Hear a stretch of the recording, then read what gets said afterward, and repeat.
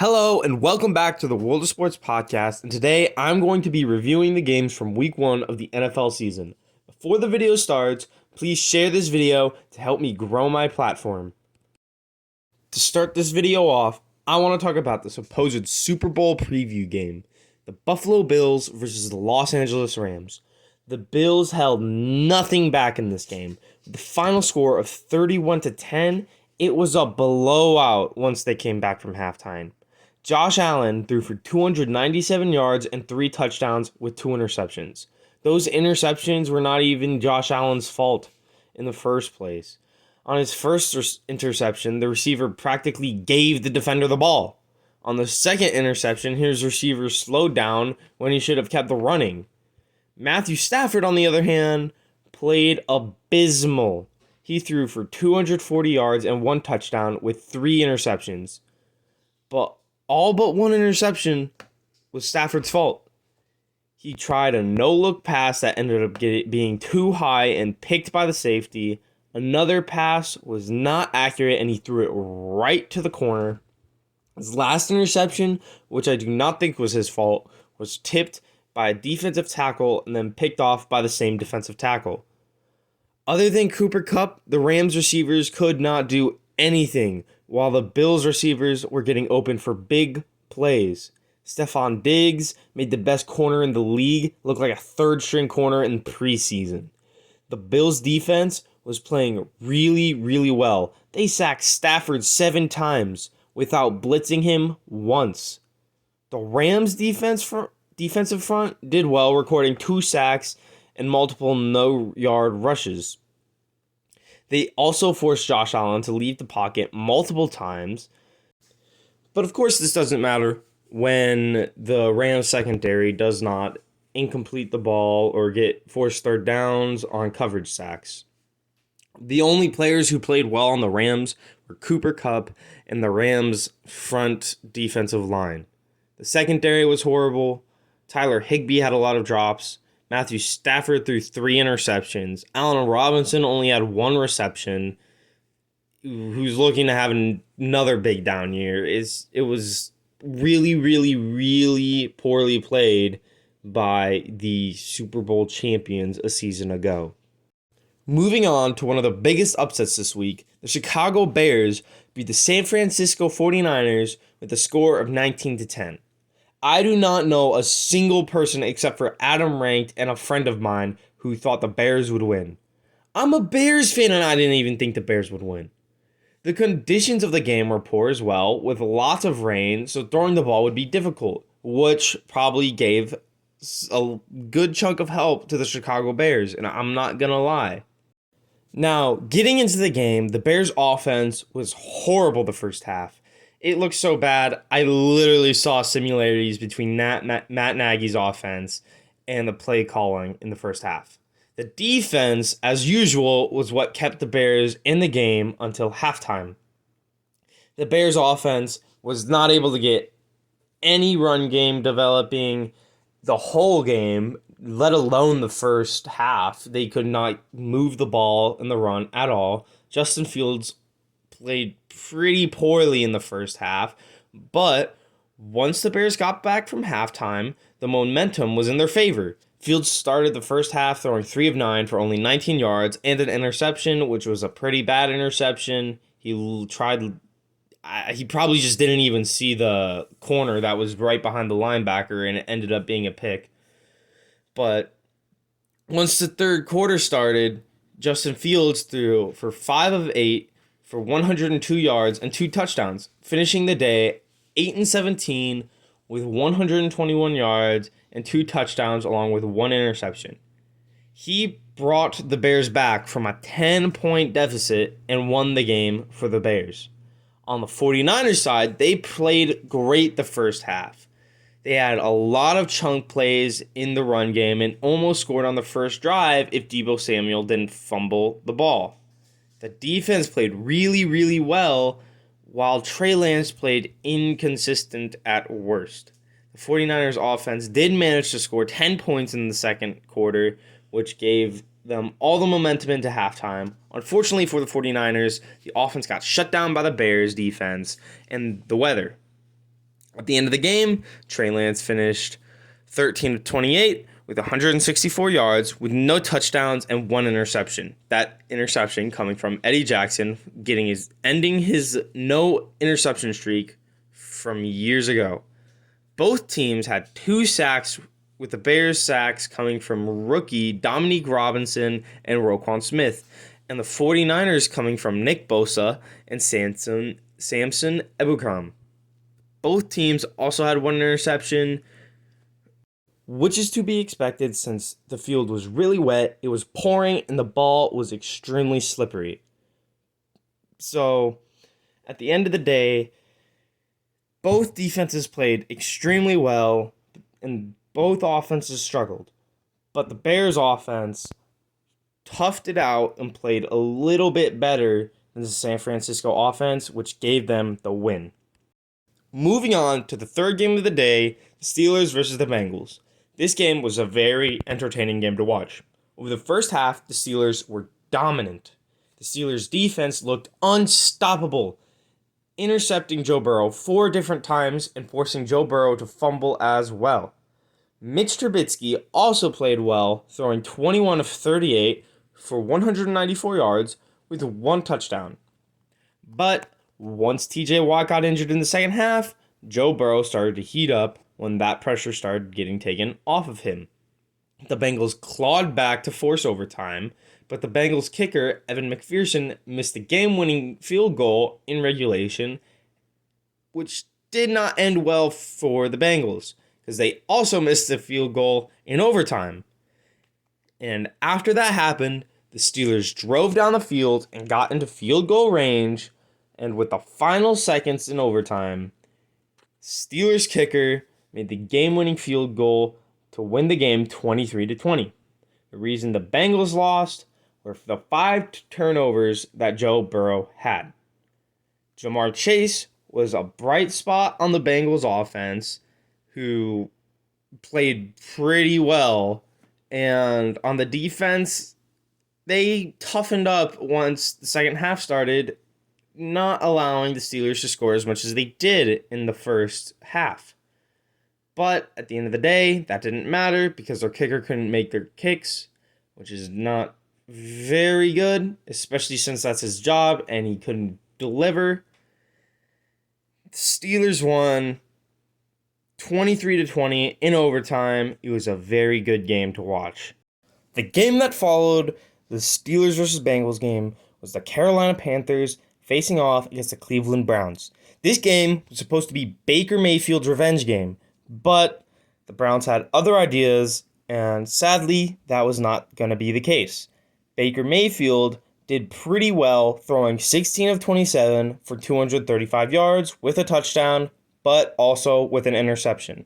Christian McCaffrey was practically the one to blame since he did not perform as expected, but he did play well enough to keep the Panthers in the game until the final seconds. The Browns' running back core did extremely well, rushing over 200 yards. Panthers, in comparison, only had 55 yards rushing on the ground. The game came down to the final seconds, but in the end, Cleveland won, and they ended up stopping Baker Mayfield's revenge game with a score of 26-24. Now, Baker Mayfield played well. He did not play atrociously like he did last year. He didn't throw 4 interceptions like he did against the Packers last year. He's better than last year, probably because he's not injured, but also maybe new coaching, and obviously the Browns suck as a franchise, so that too. The Browns, they kind of just got the win, obviously, but they just outplayed the Carolina Panthers. Nick Chubb and Kareem Hunt really they're the ones that won it for the Cleveland Browns. They pounded the defense of the Panthers, and the Panthers defense just couldn't respond to what the Cleveland Browns were doing. And that's what got them the win. The next game I will be talking about is the game between the Detroit Lions and the Philadelphia Eagles. The Eagles looked unstoppable in the first half, but started to let the game slip in the second half. The Lions almost came back and even got within 3. But the run game really saved the Eagles, and A.J. Brown proved he was worth the trade on draft night. The Lions also had a really good run game, but the inconsistency with Jared Goff did not favor the Lions. In the end, Jalen Hurts threw for 18 of 32 for 243 yards and no touchdowns, but he did run in for a touchdown. Jared Goff threw for 21 of 37 for 215 yards and 2 touchdowns with 1 interception. A.J. Brown and the running back core won the game for the Eagles with a score of 38-35. The game after that was Jacksonville versus Washington. This was a very interesting game to watch. Fans got to see whether or not Carson Wentz would bounce back, and he did, throwing 27 of 41 for 313 yards and 4 touchdowns. The only problem to this game was he threw 2 interceptions. Fans also got to see that rookie Jahan Dotson was the right pick for Washington. He recorded 3 receptions for 40 yards and 2 touchdowns.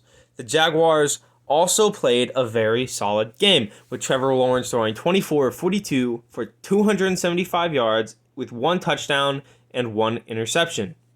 Even though the Jaguars had a better run game than the Commanders had a better passing game and return game.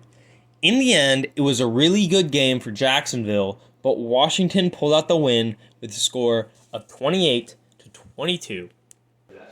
The game after was the Baltimore Ravens taking on the New York Jets. The Ravens were in control of the whole game, for the entire game. Lamar Jackson threw for 17 of 30 for 213 yards with 3 touchdowns and 1 interception. The Jets quarterback, Joe Flacco, threw for 37 of 59 for 307 yards with 1 touchdown and 1 interception.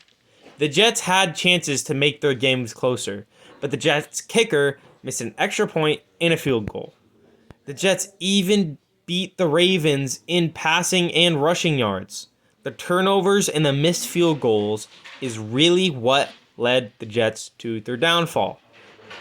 The Ravens, specifically Lamar Jackson, did a real good job of spreading out the football and hitting a lot of receivers. And that is not what a lot of people expected from Lamar Jackson, because whenever Lamar throws the ball, people start asking, well, why didn't he run it more? Whenever he runs the ball too much, people start asking, well, why didn't he throw it more?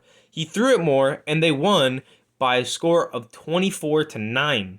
So I'm pretty sure the Ravens and Lamar Jackson are pretty fine with Lamar Jackson being able to just throw the ball the way he normally does. The next game was the Patriots versus the Dolphins. This game was good because fans got to see the Miami offense with its new addition, Tyreek Hill. With the overwhelming offensive weapons the Dolphins have, they easily took control of this game, and the defense also played really well for the Dolphins, not letting the Patriots score until the 3rd quarter.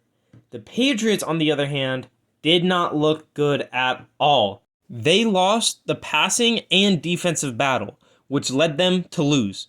Mac Jones could not generate much, and the run game only recorded 78 yards.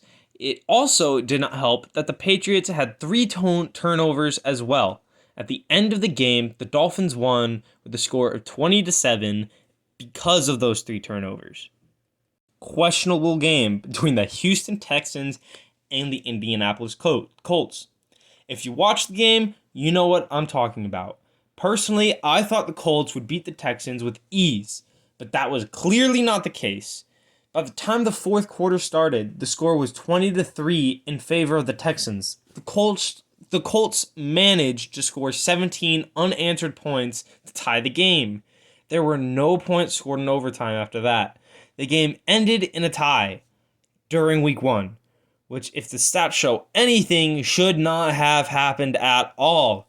Matt Ryan threw for 32 of 50 for 352 yards with 1 touchdown and 1 interception. Jonathan Taylor ran for 161 yards and a touchdown. With those stats, there is no way the Colts should not have won this game. But instead, Matt Ryan fumbled the ball 4 different times. Only one of the fumbles was recovered by the Texans, though. And the Texans' defense just played very well by forcing 4th down and holding them on the goal line. The Texans' defense also played very well until the 4th quarter. And in overtime, the Colts kicker missed the game-winning field goal, which ended the game in a tie. And I'm pretty sure that same Colts kicker got fired after the game, or got cut after the game. Now he's on the waivers, and according to my knowledge, he has not been picked up by a team yet. The Colts should have won this game. They had over 300 yards passing and over 150 yards rushing. I don't understand with those stats. How do you tie this game? By the way, the final score was 20-20. That's how the game ended. The Colts should have won this game, but instead they tied, which is better than a loss, but with those stats, you should have won the game. Now, moving on from that very interesting games between Houston and Indianapolis, we have the Saints versus the Falcons, which was exciting because fans got to see the Atlanta Falcons crumble under the pressure again and choke a 15-point lead. The Saints should have lost this game, but the team battled back and won off a game-winning field goal. The Falcons even had a better rushing game and return game. The defense on the Saints was better just because they had more tackles and fumble recoveries than the Falcons. The Saints' offense also played well in the second half, with Jameis Winston throwing 23-34 for 269 yards with 2 touchdowns and no interception, which is a shocker coming from Jameis Winston. Michael Thomas also made his NFL return and had 5 receptions for 57 yards and 2 touchdowns. But Jarvis Landry was the star of the show. He had 7 receptions for 114 yards, and those receiving threats were a nightmare in the second half for the Falcons. You had Michael Thomas and Jarvis Landry to worry about, along with the rookie Chris Olave, who could go deep at any moment, as we've seen in Ohio State. But basically, the game ended with the Falcons choking when they had a big lead, like they do so frequently, and with a final score of 27-26 with the Saints' victory. Now with the next game, I'm not going to sugarcoat it. The Vikings absolutely blew out the Green Bay Packers. The Packers stood no chance. The second they stepped on the field, Justin Jefferson was going to knock them out like no tomorrow. The Vikings offense rolled through the Packers defense, all because of Justin Jefferson. Justin Jefferson had 9 receptions for 184 yards and 2 touchdowns. Dalvin Cook also ran for 90 yards, and Kirk Cousins threw 23 of 32 for 277 yards with 2 touchdowns and no interceptions. The back-to-back MVP Aaron Rodgers got sacked 4 times and threw for less than 200 yards. The Packers, who are supposed to be a playoff team, are supposed to win the North, played horrible. The Packers receivers could not catch the ball, and that made the offense very, very stale. The Vikings also had even more rushing yards with only 2 players than the Packers had with 5. The Packers didn't even have a receiver who recorded over 50 yards. The Vikings ran away with the game with a score of 23-7. And as a Packers fan, I'd be really angry because that was ridiculous. It was a blowout. It wasn't even close. I get they play horrible week 1 every year, but it's the Vikings. The Vikings, you lose to them once a year off of dumb luck, and you just crumble? I get last year was even it was tougher against the Saints, but you have back-to-back MVPs. You should have more confidence in your offense than what you put on the field. They should have won this game, but of course, Packers didn't because it was week 1. Final score again was 23-7 with the Vikings win. Now, the next game after that was between the New York Giants versus the Tennessee Titans. And I would call that nothing short of an upset game. I really thought the Titans would win this game, but Saquon Barkley single-handedly carried the Giants on his back and won the game for them. He ran for 164 yards and 1 touchdown on only 16 carries. 16 carries for 164 yards. That's 10 yards a carry about. Daniel Jones also played pretty well too. Even though he sucks, he played pretty well, throwing for 17 of 21 for 188 yards with 2 touchdowns and 1 interception. The Titans had nothing good going for them, except for Ryan Tannehill. Ryan Tannehill completed 20 of 33 of his passes for 2 touchdowns and no interceptions. He was really the only bright spot on the Titans roster. The game came down to a field goal, and the Titans kicker missed it. They would have won. I wouldn't hype the Giants up too much, though, because the Titans have played poorly during week 1 last year when they got blown out by the Cardinals. So I think the Giants just got lucky. They were playing the Titans week 1, and I think the Titans are going to end up coming back and at least having a respectable record. Now moving on to one of my favorite games of the week. The Chargers versus the Raiders. I had the Chargers in my prediction, and the Chargers played very well offensively. Justin Herbert threw 26 of 34 for 279 passing yards and 3 touchdowns. Herbert was also able to spread the ball out and hit 11 different receivers. The run game of the Chargers wasn't too impressive, though. They only ran for a total of 76 yards. But the Chargers' defense was really good. Let me tell you, as a Bears fan and watching Khalil Mack break out or have a really, really good game with 3 sacks against the Raiders in a Chargers uniform, that really was awesome. Him returning to his 2018 year was something to behold. But they did play well, the rest of the defense. They recorded 6 sacks, with 3 others coming from other players than Khalil Mack, 5 tackles for loss, and 3 turnovers. The Raiders had a lot of struggles on offense, but kept it a 1-possession game. Derek Carr threw for 295 yards with 2 touchdowns, and the only problem in his game was that he threw 3 picks. Davante Adams showed that he is still a top 3 receiver, even with Derek Carr as his QB, compared to Aaron Rodgers.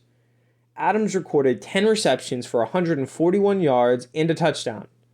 But in the end, the Chargers had a way better defense and were more consistent on offense, which gave them the win of a final score of 24-19. The next game was an absolute train wreck for one team. The teams that played were the Kansas City Chiefs and the Arizona Cardinals. The Arizona Cardinals struggled against the Kansas City Chiefs.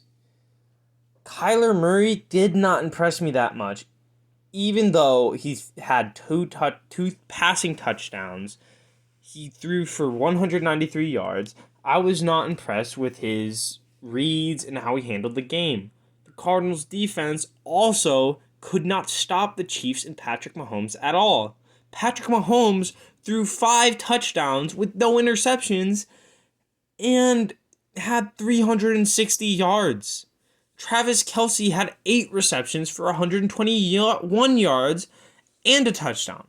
Kelce alone had over half of the Cardinals' receiving yards. And at the end of the day, the Cardinals just played absolutely horrible football, and the Chiefs played very, very well, scoring 44 points compared to the Cardinals' 21. And to round out Sunday Night Football, the game was Tampa Bay Buccaneers versus the Dallas Cowboys. This game was boring to watch. If you wanted to watch an offensive battle where it was one team would score and then the next team would score and it just go back and forth, this was not the game for you. With only 22 points being scored in the entire game and most of them coming from field goals, there was only one touchdown to Mike Evans from Tom Brady, and both teams threw an interception. And Dallas only scored one time. The defenses did well, though, to limit scoring. The Buccaneers' offense was able to do enough to get into field goal range, which is what won them the game, because the Cowboys could not do that at all. The Cowboys they could not even get into field goal range. Cowboys' offense was absolutely horrendous. Cowboys only had 260 total yards in the game and only scored 3 points. That is an awful performance, especially when they were playing at their own stadium. I understand that Dak Prescott had to go out because he broke his hand, but even then, he didn't go out till the second half. They should have put more than only 3 points on the board. But the Buccaneers weren't complaining because the Buccaneers won a very boring game of 19-3. And the last game of the week was one held between Russell Wilson's old team, the Seattle Seahawks, and the Denver Broncos. I thought Denver was going to take this win with relative ease because the Seahawks roster is pretty bad. However, I was just flat out wrong. I was wrong on this. The Seahawks won by 1 point off a missed 64-yard field goal.